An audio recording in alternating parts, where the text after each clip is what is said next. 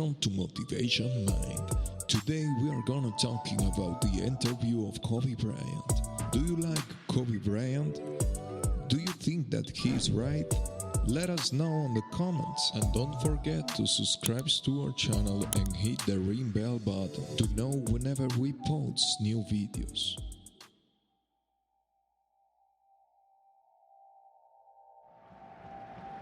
Do you really want me on the team?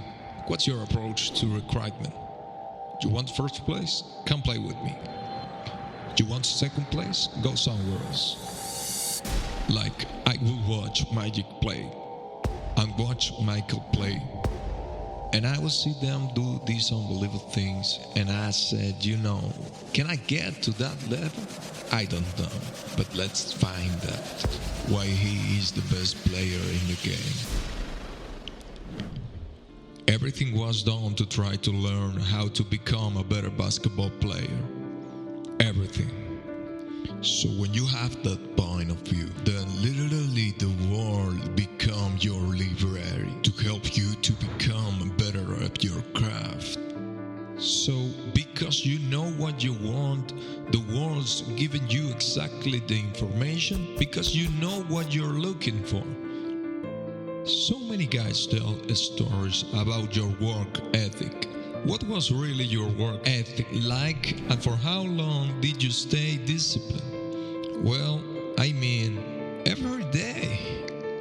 Since 20 years, it was an everyday process and trying to figure out strengths and weaknesses. For example, jumping ability. Man, my vertical was a 40, wasn't a 46 or 45. My hands are big, but they are not massive, right? So you gotta figure out ways to strengthen them, so your hands are strong enough to able to palm a ball and do the things that you need to do. Quickness, I was quick, but not insanely quick.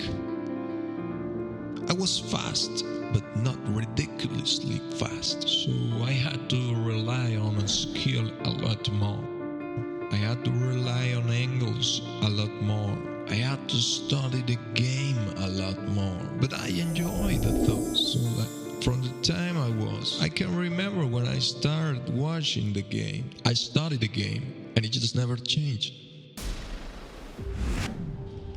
It's good separation for me, emotionally, to be able to put myself where when I practice, when I'm trained, I'm doing games, I switch my mind to something else. I switch my mode into something else. Right, for me, it's equivalent of Maximus Decimus Meridius in Gladiator picking up the dirt. Smelling the dirt, it's go time. So that was my mental switch. Was like an actor getting ready for a film. You got to put yourself in the cage. You are the character. And then when you leave there, it's something completely different. But when I'm in the cage, bro, don't touch me. Don't touch me. Leave me alone. How you get mentally and emotionally so strong where it doesn't bother you? Well, you gotta look at the reality of the situation. Like for me, you kinda gotta get over yourself. It's not about you, man. Like, okay, you feel embarrassed. You're not that important. Like, get over yourself. That's where you go. Get over yourself. You're worried about how people may perceive you, and like you're walking around and it's embarrassing because you shoot 5 air balls. Get over yourself. Right? And then after that, it's okay. Well, why did those air balls happen? Got it. High school year before, we played 35 game max, right? Week in between, space out, plenty of time to rest, and the NBA is back to back to back to back to back to back to back. I didn't have the legs, so you look at the shot. Every shot was online, but every shot was short. I gotta get stronger. I gotta train differently. The weight training program that I'm doing, I got to tailor it for an 82 game season so that when the playoffs come around, my legs are stronger and the ball gets there. So I look at it with rationale and say, okay, well, the reason why I shot air balls, it's because my legs aren't there. I got, well, next year there will be there. That was it. Were there some names that you look at and says, these three guys are as crazy as I am? I do. At the time I deal with that, I refer to as Goat Mountain. I went to Goat Mountain and I talked to Magic, Michael, Beard, Hakeem Olajuwon, Jerry West, Oscar Robinson, Bill Russell. So I would talk to them. What did you do? What were your experiences? Michael in particular, he's become my big brother.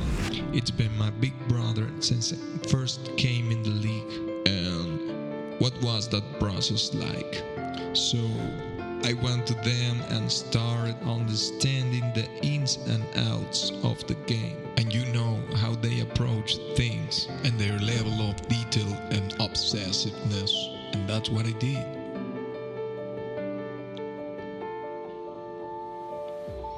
The players that had that passion but weren't willing to commit their entire lives to doing that. It's a choice, right? You have other things. You have family. You have all these other things that you have to do. The game can really be your number one priority. And so that's just looking at that like, man, that's gonna be fun. If I'm buddies with you from high school to find a cousin of yours, what happened to our relationship? How did that gravitate? When you went into the league and you're determined to become the greatest. Are you determined to become one of the greatest? What happened to our relationship? How it suffered? Oh, it suffered. And you understood that you are okay with that. Yeah. And the people that love you, like friends and family, right? They know that about you. So they let you be you. And when you reconvene, you pick back up where you left off. But make no mistake about it. Everything in between is lost, right? I see a lot of players taking vacation with other players that are close friends. And we'll just take vacations just to take vacation. Or just hang out. Just to hang out like I'm not. I never did that. Why didn't you do that? Well, because when I retired, I didn't want to have to say, I wish I would have done. I don't want that. No. You gotta love people playing their hard-earned money to come watch you perform. It's your job to be in shape. It's your job to be strong enough to perform at that level every single night. And as competitor, I'm not ducking like it's not. Oh my God, my back hurts. I'm sore. We got to play Vince Carter and Toronto Raptors tonight. We actually had this happen. We had a game against Toronto in 2000, and Vince was tearing the league up. My back was jagged, but like the perception of that like Kobe is missing the game against Toronto and being scattered because my back is really spawns me. But people will be like, what? Oh, he's ducking beans. Excuse me? No, I don't think so. I will be in the lie of lane like, okay, there's a lot of days where you can rest and recover. Today ain't one of them. Your back can bother you any other day. That ain't bother me today. He's gonna have to see me today.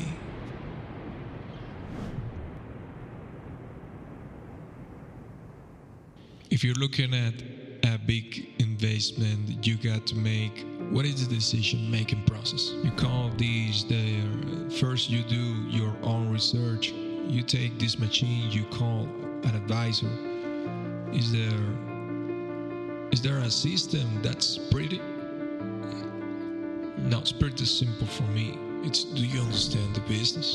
Is it a business that you can help in some form or fashion? What are the barriers to enter that business? And then the entrepreneur themselves, the company itself, do they have a culture that you believe is sustainable? Are these leaders people that you believe in?